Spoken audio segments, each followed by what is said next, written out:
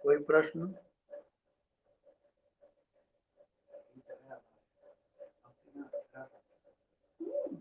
उनको पूछो कि कोई प्रश्न है क्या? हाँ हाँ, स्वामी जी, प्रश्न था अपना जो सत्संग बंद हुआ था ना, उसी समय पे प्रश्न आया था कि नाम जब से ये जो मैं हूँ का बोध आत्मज्ञान में कैसे पहुंचे। जी स्वामी।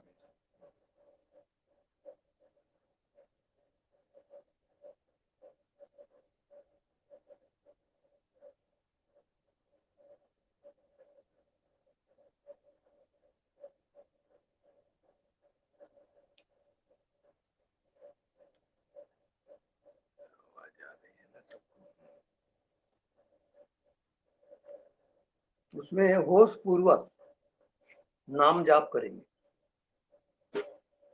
यानी नाम जाप कर रहे हैं और होश में रहेंगे। जी जी स्वामी जी। जी, ये होश पूर्वक क्या है स्वामी जी? क्या होश पूर्वक मतलब? हाँ स्वामी।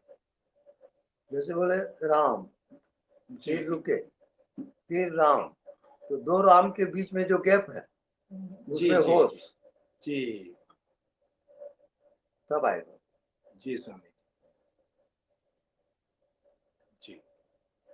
हाँ प्रभु जी, ये जिनका प्रश्न था वो एक बार बोलेंगे? स्वामी जी ने जो आंसर दिए हैं उससे वो संतुष्ट है ना, या आगे और कुछ इसमें चाहते हैं? प्रणाम प्रभु जी, सभी को प्रणाम। आवाज आ रही है ना?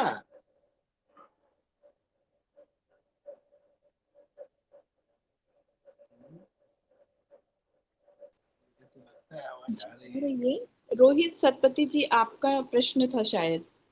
जी जी हाँ, रोहित सतपति प्रभु जी, आप हैं क्या? लाइन में हैं? स्वामी जी से आप बोल सकते हैं, बोलिए प्रभु।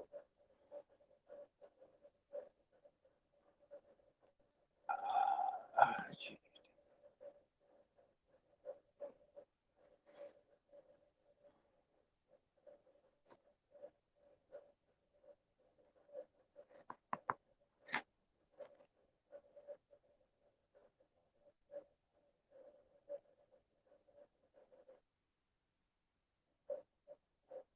तो डिस्कनेक्ट हो गया। नहीं नहीं नहीं, बात जा रही आवाज जा रही है स्वामी जी, आवाज जा रही है। तो नाम जप को और थोड़ा विस्तृत समझाइए स्वामी जी। प्रणाम।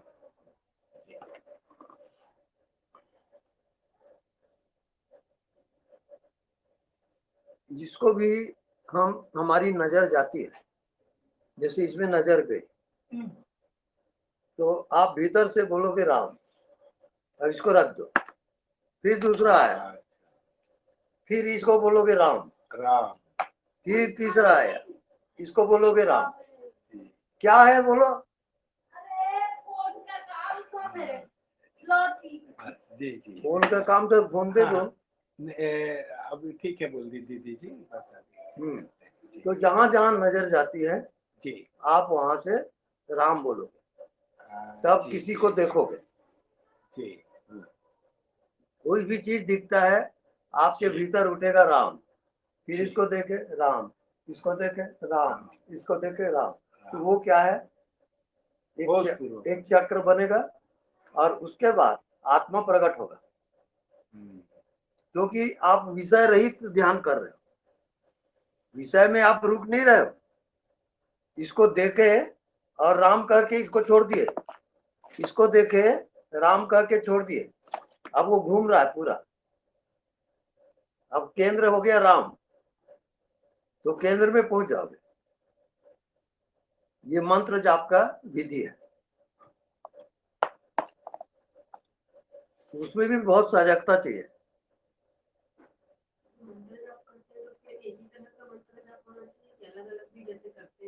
नहीं सुना, क्या बोले? मंत्र जाप जब करते हैं, एक ही मंत्र जो मिलता है वही करना है कि अलग अलग ऐसे मंत्र जाप भी कर सकते हैं? नहीं, एक ही। एक ही। हाँ, जो भी आप सेलेक्ट कर लो कि आपको क्या बोलना है, वही हमेशा। हाँ वही चलेगा, रिपीट रहेगा बाद में निरंतर।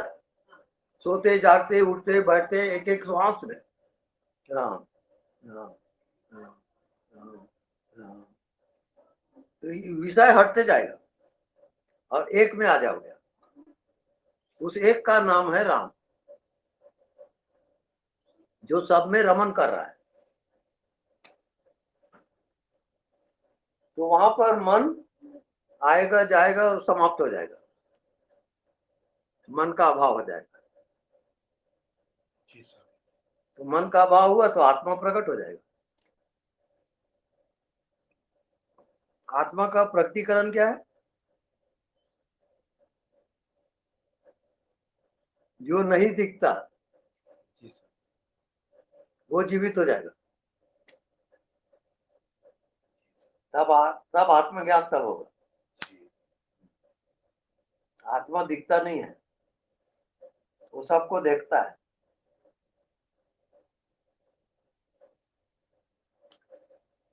ये अभ्यास करते करते आता है। मतलब ज्ञान मार्ग और भक्ति मार्ग, दोनों मार्ग आत्मा के ज्ञान के लिए ठीक है। अंत में चाहे आप ज्ञान मार्ग से जाओ चाहे भक्ति मार्ग से, अंत में एक ही जगह जाओगे। मंजिल एक ही है, रास्ता भले अलग अलग हो।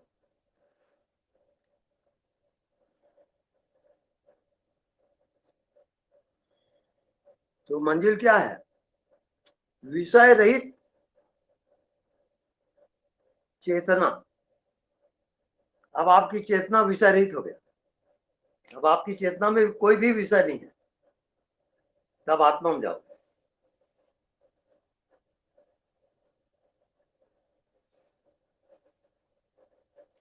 अब मान लो आप मंत्र से नहीं जा रहे हो, ज्ञान से जा रहे हो, तो ज्ञान से भी वहीं जाओगे। कैसे? इसको आपने देखा, कितना समय लगा इसको देखने में और जानने में, उसको पकड़ोगे।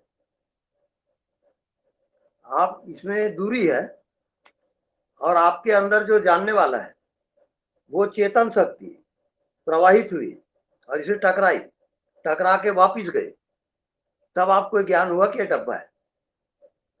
तो वो जो अज्ञात में प्रवेश हो रहा है उसको कैच करोगे, अज्ञात को।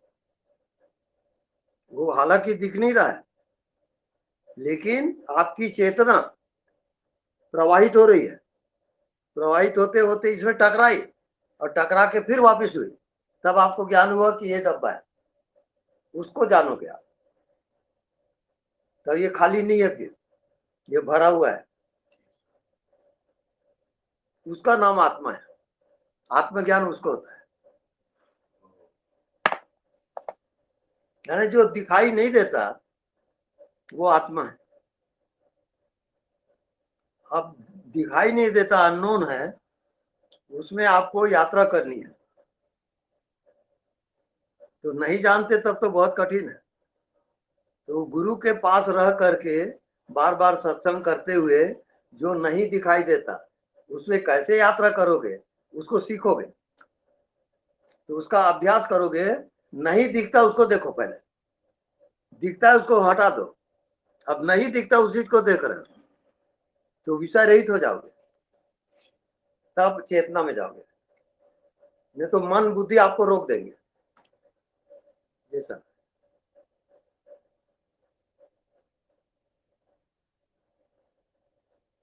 तो मन बुद्धि का काम है माया, और मन बुद्धि के जो पीछे रहता है, जो मन बुद्धि को जानता है, वहां आप कुछ भी नहीं जान सकते। तब आपकी चेतना फैल जाएगी, व्यापक हो जाएगी।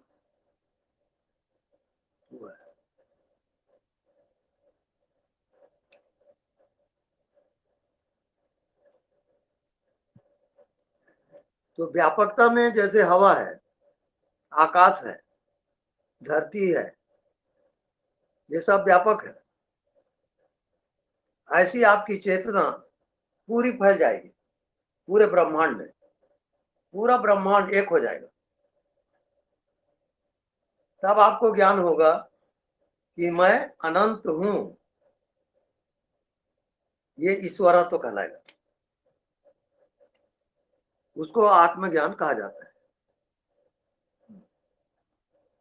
आप अभी जीते हो विषय में, इसको देखे जान लिए, इसको देखे जान लिए, तो हमेशा आपकी चेतना विषयगत हो रहा है, वही उसी का नाम संसार है। आपको विषय रहित चेतना में जाना है, ऐसी चेतना जिसमें कोई विषय नहीं है, उसका नाम मुक्ति है। विषय रहित चेतना। शरीर दिख रहा है, लेकिन शरीर को जानने वाला क्या शरीर है? देखो, ये डब्बा दिखा, इसको जानने वाला जड़ है चेतन? चेतन है, और ये जड़ है। अब आपको अंतर मालूम होगा, ये जड़ है और जानने वाला चेतन है, उसको जानोगे। इसमें कोई प्रश्न है तो पूछ लो।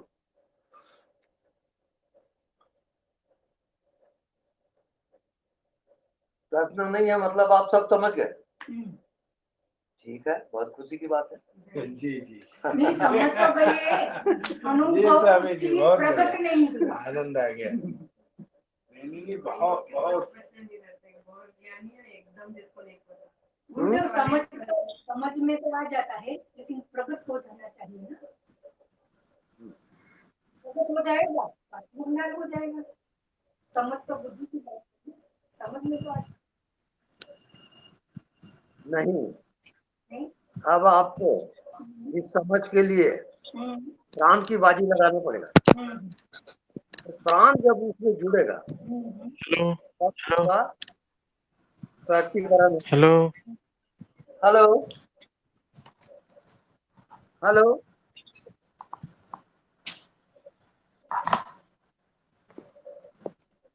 प्रभु जी आवाज आ रही है क्या? कुछ कोई प्रश्न है क्या प्रभु जी? आवाज आ रही है? हाँ प्रभु जी, कोई प्रश्न है? नहीं है। आपने बोले स्वामी जी प्राण की बाजी लगाना पड़ेगा। जी स्वामी जी बताइए। प्राण की बाजी का अर्थ यह है कि जिंदगी में बहुत कुछ है आपके पास, धन दौलत ऐश्वर्य सब कुछ है, तो इसके नाते आपके कर्म, आपके सर्विस वगैरह जितने भी हैं, वो सब साइड, और केवल एक ही मंत्र, राम राम राम, ये भी राम, ये भी राम, ये भी राम, सब राम, ये मंत्र से चलेगा। अब माया मत।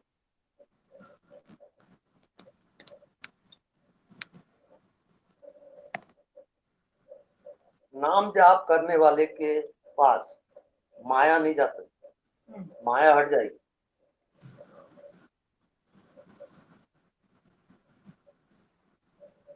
ऐसा अनुभव करोगे अभी, एकाग्रता नहीं, इसको देखे, इसको अब सीधा आप जाप करोगे राम, इसको देखे आप फिर जाप करोगे राम, सब में राम, सब में राम। अब माइंड गोल, माइंड का काम ही नहीं हुआ, बुद्धि का काम नहीं, ज्ञान का भी काम नहीं, बस नाम जाप, नाम जाप ऐसा होता। करते करते, काम करते, बोलते, खाते पीते, बस आपका ध्यान रहेगा राम राम राम। तो मन तो गया, मन रहेगा नहीं। राम बोल के ही साक्षी में पहुंच जाते हैं गुरुदेव। बिल्कुल राइट। अब परिवर्तन कैसे होता है?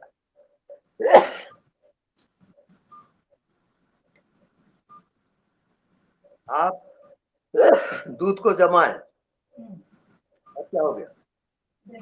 दही, दही भी खराब हो सकता है। अब दही को मथे, अब क्या हो गया? मक्खन, मक्खन भी खराब हो सकता है। अब मक्खन को तपाए, ये जो हम ध्यान कर रहे हैं, ये तप है, हम तपा रहे हैं उसको बार बार कर। हाँ, तो ਉਧਰ ਜੋ ਚਲੇ ਗਏ ਜੀ ਉਧਰ ਉਪਾਸਨਾ ਵਾਲਿਆਂ ਦੀ ਨਹੀਂ ਬੜਾ ਚਿਰ ਹੋ ਗਿਆ ਨੂੰ ਤੇ ਨਹੀਂ ਚਲੇ ਗਏ। ਮੈਂ ਚਲ ਕੋਈ ਉਪਾਸਨਾ ਦੇ नहीं ਉਹ नहर ਦੇ उसको अपना म्यूट करना चाहिए। नहीं मैं यहाँ से कर दिया जी। अब मक्खन को तपाए यानी तप, अब क्या हुआ? कि अब घी खराब होगा क्या? नहीं होगा। वही आत्मा है, और बाकी मन बुद्धि शरीर ये सब अवस्थाएं हैं अलग अलग। जी स्वामी जी। तो जब घी के स्टेज में चले गए, आत्मा के स्टेज में चले गए, अब वो आपका परमानेंट प्रॉपर्टी हो गया। परमानेंट, वो हटेगा नहीं, उसकी मौत नहीं होगी, वो हमारा है। आत्मज्ञान उसको कहते हैं, और वो सबके अंदर है। हम जी रहे हैं बाहर और वो है अंदर।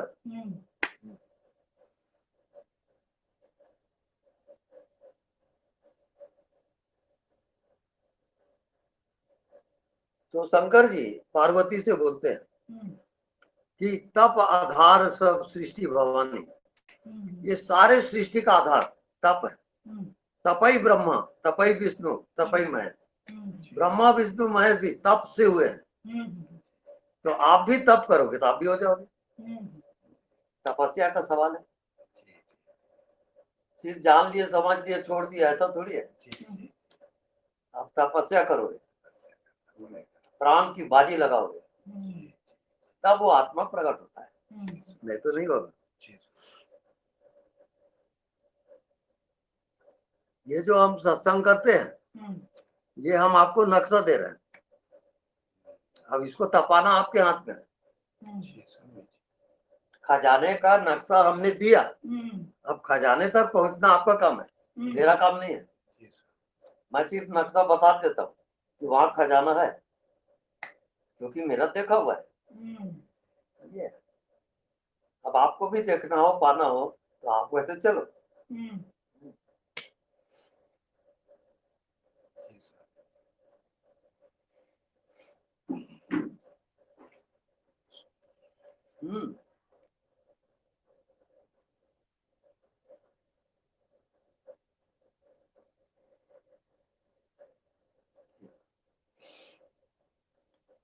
जाएंगे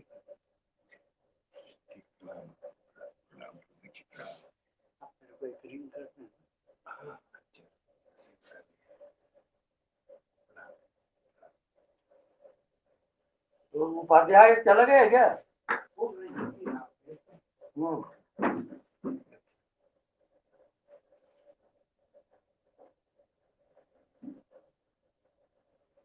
ये तो ऐसा है, सत्संग करते जाओ, ये अमरलोक की यात्रा है। ये सत्संग करते करते अमरलोक में पहुंचाओ। हाँ, अरे प्रणाम।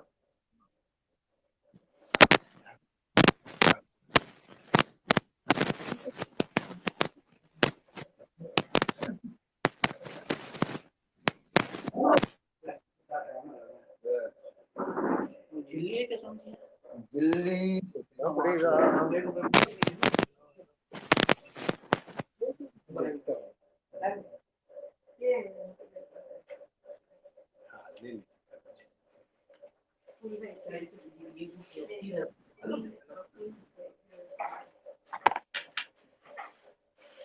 अब हम जो बता रहे हैं, जी सर, ये सिर्फ सुनने के लिए नहीं बता रहे। जी सर, हम जो बता रहे हैं उसमें आप तप करोगे, तब आत्मा में जाओगे। ये तो हम नक्शा दे रहे हैं आपको, तपस्या तो आपको करनी है।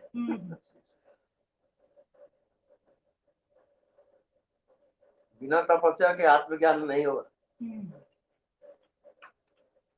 वो मन बुद्धि उसके चपरासी है, द्वारपाल।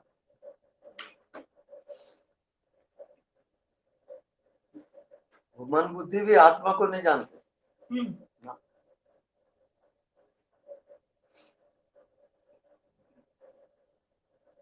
यहाँ तक कि जो देवलोक है उन देवताओं को भी आत्मा का ज्ञान नहीं है। आत्मा का ज्ञान का अधिकार केवल मनुष्य को है,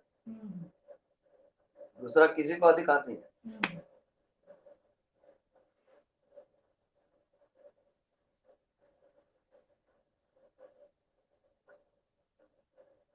तो मनुष्य योनि पूरे ब्रह्मांड का द्वार है।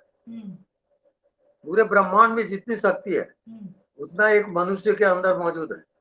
अब वो नहीं जानता, वो अलग बात है। जी जी, वो शास्त्रों में जो लिखा है स्वामी जी इसके बारे में, यथा पिंडे तथा ब्रह्मांड। बिल्कुल राइट। जी जी, वही है। जी सर। तो सारे सृष्टि का आधार तप है। जितने भी हाई पोस्ट में गए हैं, ब्रह्मा, विष्णु, महेश, ये सब तप के द्वारा गए, तपस्या करके गए। आप भी यदि तप करोगे तो वहां पहुंच जाओगे। यही ना, अनदेखे को देखा कर, हाँ यही तप बिल्कुल, करना है ये ना। बिल्कुल बिल्कुल। और आंख बंद करके भीतर जो कुछ भी नहीं दिखाई देता है उसको देखते हैं। बिल्कुल राइट, यही तप है, यही भीतर और तप बाहर है। का। बिल्कुल, और वहां पहुंच जाओगे। वो तो बॉडीलेस बॉडी हो जाएगी, क्योंकि दिख रहा है बॉडी, और आप कहाँ जा रहे हैं? जो नहीं दिख रहा है उसमें जा रहे हैं। तो वहां तो बॉडी है ही नहीं, तो आपकी चेतना फैल जाएगी। अभी वो चेतना बॉडी के अंदर है।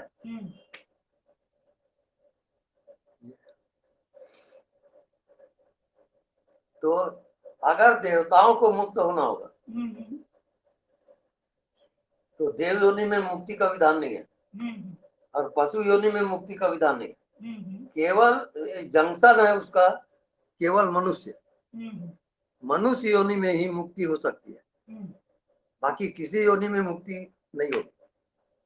जितना ना उसका स्कोप है पूरा भयंकर है।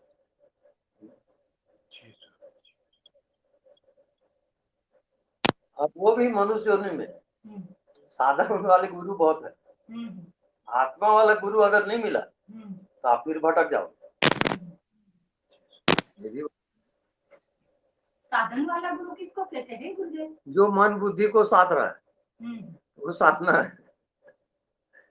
आत्मा में साधना की जरूरत नहीं है। आत्मा केवल साक्षी है, आत्मा का साक्षी है वो। आपके जन्म का, मृत्यु का वो साक्षी है।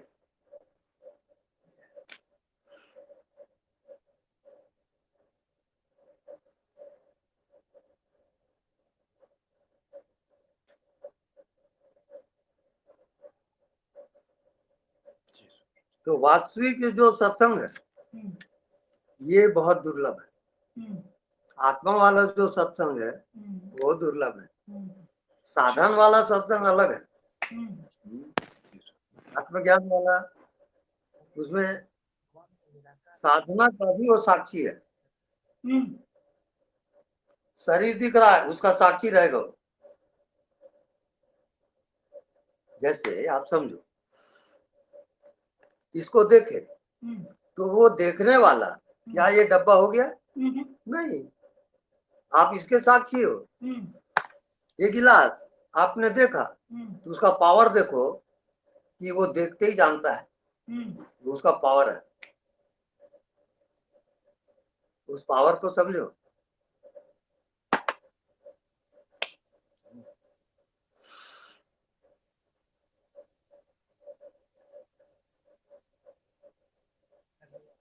अब उसका अभ्यास को थोड़ा करोगे, वो जो मन को एकाग्र करते हैं वो ऐसा नहीं है।